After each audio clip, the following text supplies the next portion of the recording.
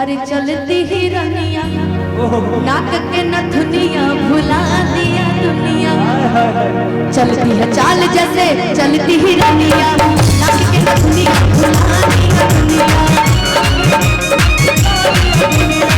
चलती है चाल जैसे चलती ही रनिया नाक के नथुनिया भुला दिया दुनिया। नाक के नथुनिया भुला दिया दुनिया। गोल्डन शिवम बिकुआ के तड़प है गोल्डन शिवम बिकुआ के तड़प है नवा के बेटी सब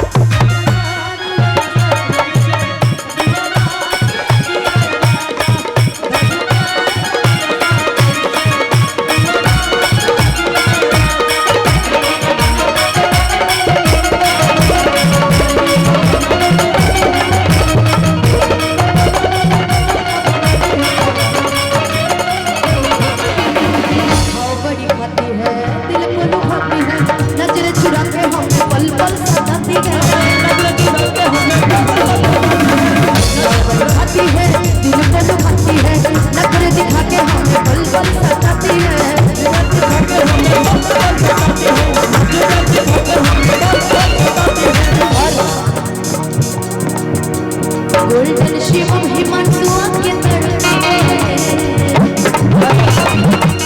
गोल्डन शिवम बिकुआ के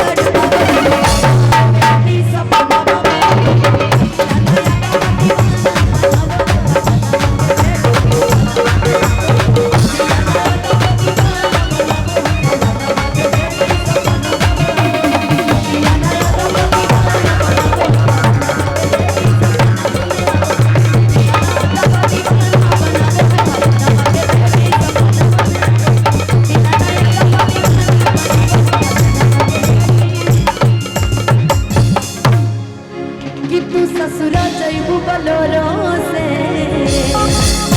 शिवेश कि तू ससुरा जइबू बलोरो से अलैकी निमन पटाइबो तोरो से जो जो के सनम अब नहीं होगो अरे फर्क ना पड़ता रो से तू ससुरा जनही बलोरो से तू ससुरा जनही बलोरो से लेकिन मन पटाइबो ससुरा जनही बलोरो से मेरे बहुत ही अच्छे दोस्त शिव कुमार बिक्कू जी के ये दो गाने हैं, बहुत ही अच्छा गाते हैं वो, और अगली बार मौका मिले तो उनको भी लेके आएंगे इस कार्यक्रम में। तो अब हाँ धन्यवाद। चलिए।